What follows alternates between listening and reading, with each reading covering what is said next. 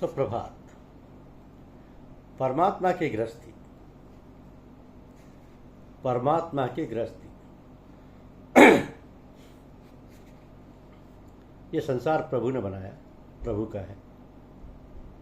उससे प्रभु का ये पसारा, इसमें मनुष्य है, पशु है, पक्षी है और अनेक प्रकार के वृक्ष और वनस्पतियां, बड़े बड़े पर्वत हैं और समुद्र, नाले तथा सरोवर।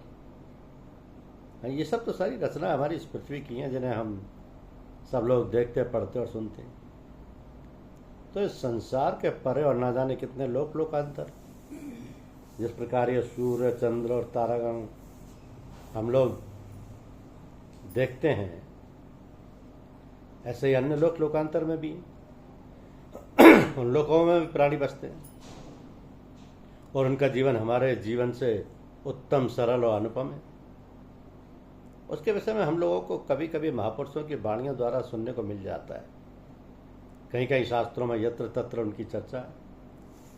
तो कहने का तात्पर्य ये है कि इतना बड़ा संसार और उसके परे के लोकांतर सब परमात्मा की बड़ी भारी गृहस्थी है।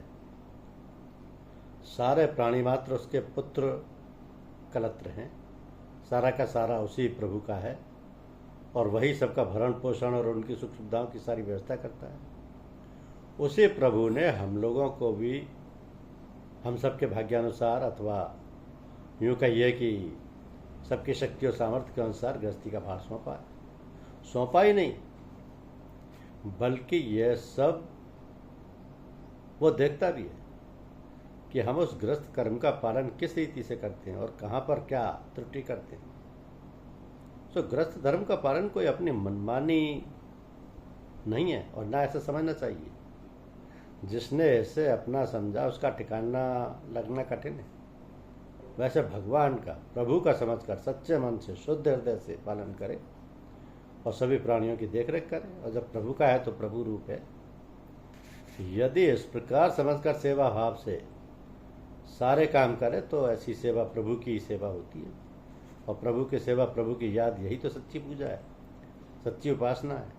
ऐसी पूजा और ऐसी उपासना बहुत श्रेष्ठ मानी जाती है, किंतु ऐसा होना जितना सरल और सुगम दृष्टिगोचर होता है उतना ही कठिन और दुर्गम है।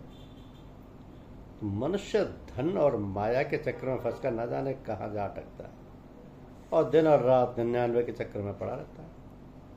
उसी में तो सारा संसार मिलता है और न संसार का सुख। उसी में उससे ना तो संसार मिलता, ना संसार का सुख, ना प्रभु मिलता, ना उसको प्रेम और ना सानिध्य। तो यही कहावत चरितार्थ होती है कि न खुदा ही मिला, न विशाले सनम, न इधर के रहे न उधर के रहे, दीन के रहे न दुनिया के। तो सीधी बात तो ये है कि यदि प्रभु को पकड़े रहो, प्रभु से प्रेम लगाए रहो, प्रभु की याद करते रहो, तो मिलते ही हैं। प्रभु तो पास रहते ही हैं।